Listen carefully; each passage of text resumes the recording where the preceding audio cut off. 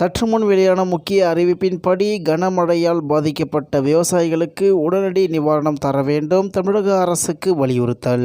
செய்தியை முழுமையாக கேட்கறதுக்கு முன்னாடி நம்ம சேனலை சப்ஸ்கிரைப் பண்ணலாம். சப்ஸ்கிரைப் பண்ணிக்கோங்க, மறக்காம பெல் பட்டனை கிளிக் பண்ணிக்கோங்க. அப்பதான் நம்மளுடைய அப்டேட்டட் நியூஸ் உங்களுக்கு உடனுக்குடன் வந்து சேரும்.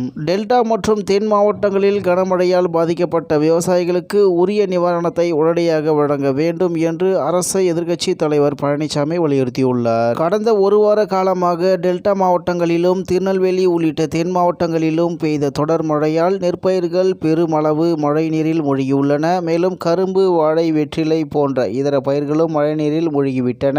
கனமழையின் காரணமாக அப்பகுதிகளில் ஓடும் ஆறுகள், வாய்க்கால்கள் மற்றும் சிற்றாறுகளில் தண்ணீர் அதிகளவு சென்று கொண்டிருக்கிறது. இதனால் ஒவ்வொரு வயல்வெளியும் ஏரி போலவும் கடல் போலவும் காட்சியளிப்பது வேதனைக்குரியதாக உள்ளது.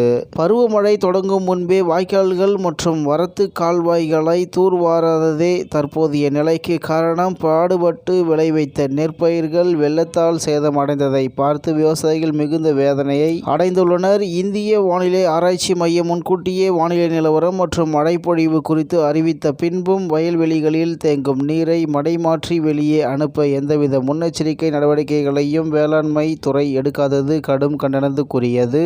டெல்டா மாவட்டங்களில் மட்டும் 3 லட்சம் ஏக்கருக்கு மேல் மழைநீர் சூழ்ந்து நெற்பயிர்கள் சேதமடைந்துள்ளன. இந்த நெற்பயிர்களுக்கான காப்பீடு முறையாக செய்யப்பட்டதா? தூத்துக்குடி மாவட்டத்தில் வெற்றிலைக்கு காப்பீடு செய்யப்பட்டுள்ளதா என்பது தெரியவில்லை.